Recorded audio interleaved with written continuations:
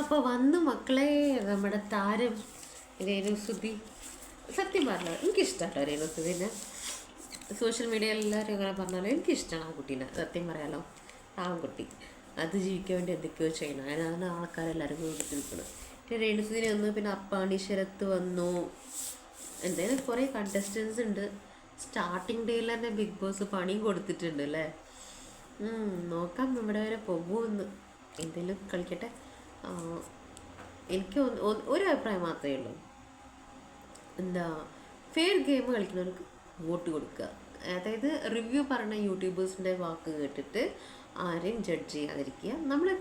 നമ്മൾ ഗെയിം കാണുന്ന അനുസരിച്ച് അതിനനുസരിച്ച് കളിക്കുന്ന ആരാ കളിക്കുന്നത് അതിനനുസരിച്ച് നമ്മൾ വോട്ട് കൊടുക്കുക. അത് മാത്രമേ എനിക്ക് അഭിപ്രായമുള്ളൂ.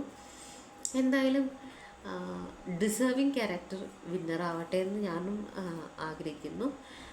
ഇതിൽ എനിക്കിപ്പോൾ വന്ന ആൾക്കാരിൽ എനിക്കറിയണത് എന്ന് പറയുന്നത് അനുമോളെ അറിയും, പിന്നെ ഷാനവാസിനെ അറിയും, ഷാരികേനെ അറിയും, അപ്പാണി ശരത്തിനെ അറിയും, പിന്നെ മുൻഷി രഞ്ജിത്തിനെ അറിയും. ഇത്ര ആൾക്കാരെ ഞാൻ അറിയുള്ളൂ, വേറെ ആരിപ്പോൾ ഞാൻ അറിയൊന്നുമില്ല. എന്തായാലും എല്ലാവരും നന്നായി കളിക്കട്ടെ. നല്ല കണ്ടസ്റ്റൻസാണ് എല്ലാവരും, നന്നായി കളിക്കട്ടെ എല്ലാവരും.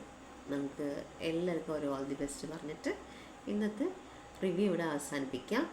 പിന്നെ നാളെ മുതൽ എൻ്റെ റിവ്യൂസ് ഉണ്ടാവും. ഇഷ്ടമാവുകയാണെങ്കിൽ നിങ്ങൾ ഷെയർ ചെയ്യണമെന്നില്ല, ലൈക്ക് ചെയ്യണം, സബ്സ്ക്രൈബ് ചെയ്യണം. ഇഷ്ടപ്പെട്ടാൽ ഷെയർ ചെയ്തോളൂ. Okay, thank you.